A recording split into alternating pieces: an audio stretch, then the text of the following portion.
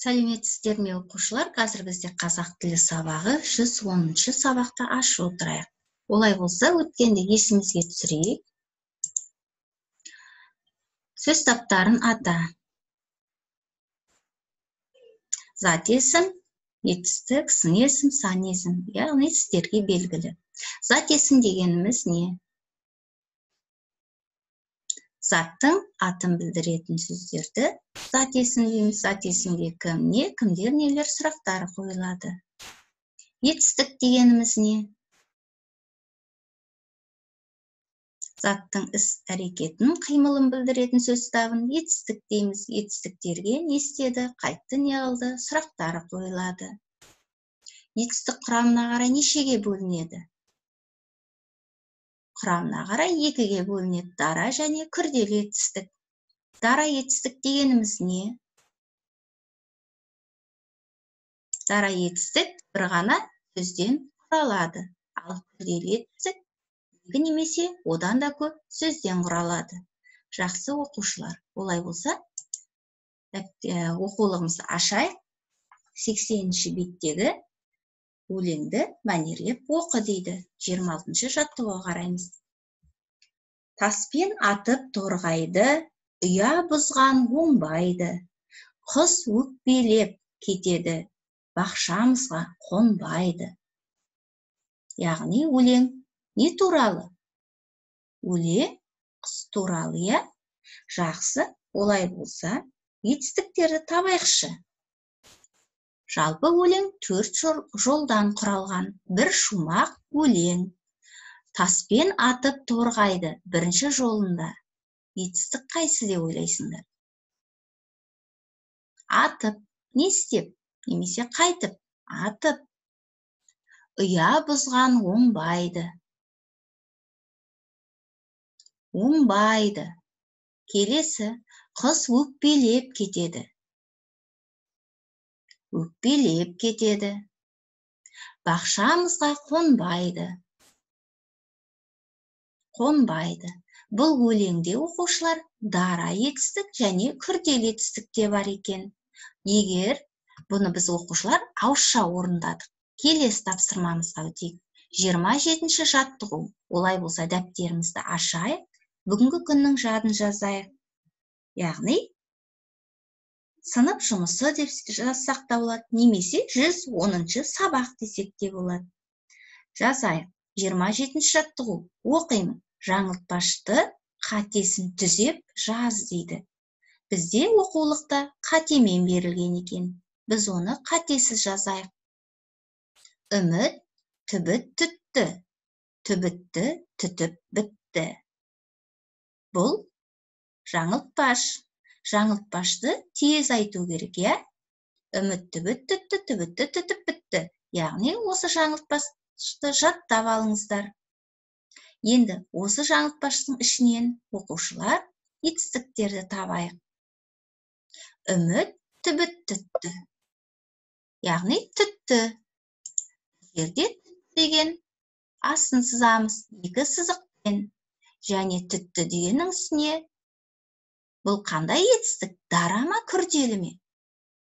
Түтті, дара, дұрыс айтасыңдар. Себебі бір сөзден құралып тұр. Д, етістік де қойыңдар. Д, е деп. Түбітті түтіп бітті. Екінші жолға қараймыз. Түтіп бітті.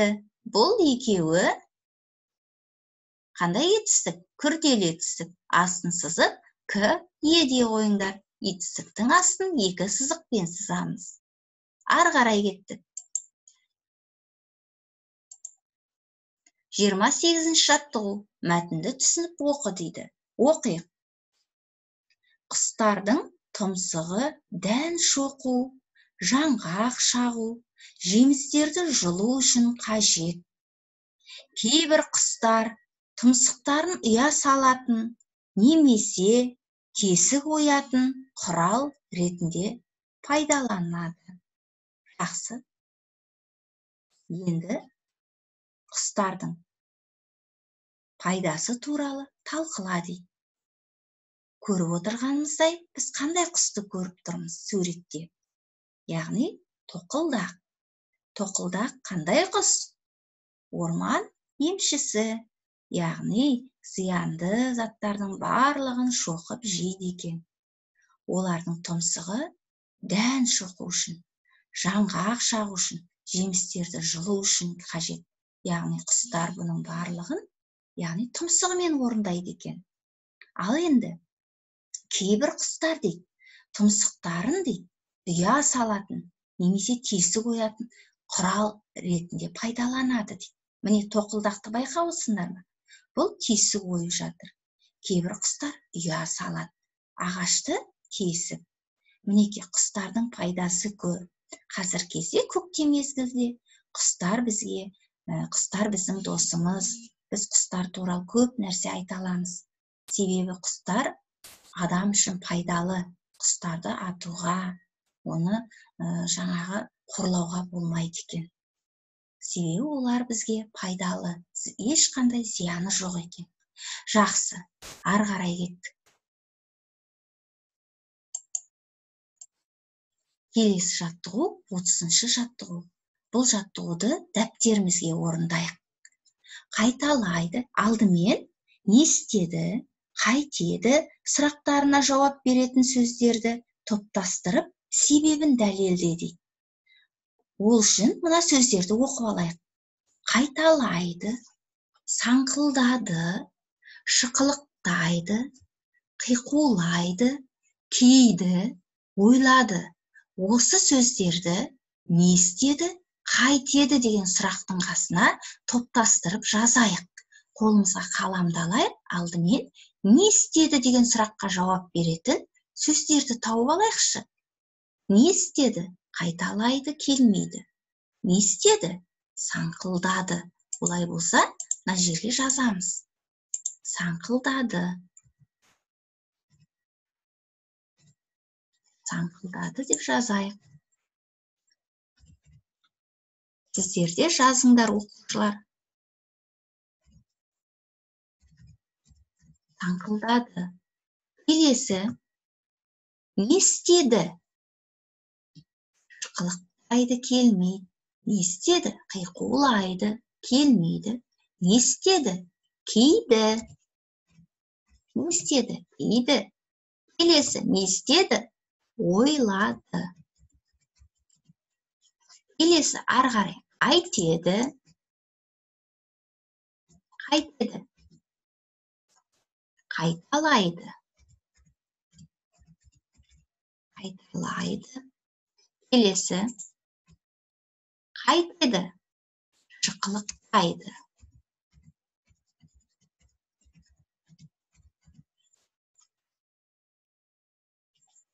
Қайтеді. Қиқулайды.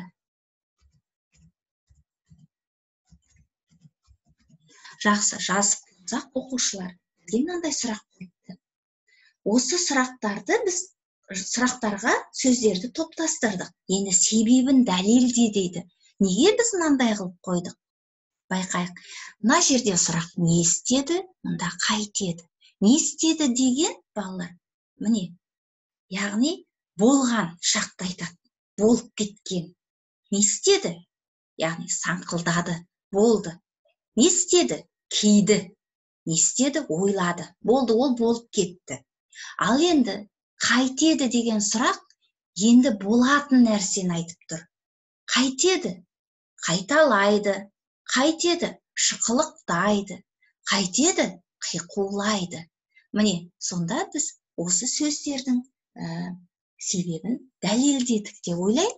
Өздеріңізде ойланып, тағы да бірнеше рет қайталап көріңіздер. Сонда барлығы өзімен өзі ойларыңа келеді.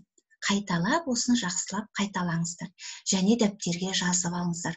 Жазып отырып, қайталап отырыңдар. Неліктен не істеді деген біз мына сөздерді қойдық. Неліктен қайтеді деген сөздерге мына сөздерді топтастырдық. Соны ойланып, жазып отырыңыздар. Ары қарай үйге тапсырма 81-ші беттегі 29-шы жаттығуды аласыңдар. Яғни бұл жерде оқушылар өз аулаңдағы дейді, құстарды бақыла, сонда байқағандарың туралы шағын мәтін құрап жаз дейді. Мәтін құраймыз. ары қарай және ережелерді қайталаймыз. Егер сендерге сабақ ұнаса, түсіндім деп жасылмен дәптерлеріңізге белгілеп қойсаңыздар болады. Ары қарай, олай болса, назарларыңызға рахмет. Сау болыңыздар.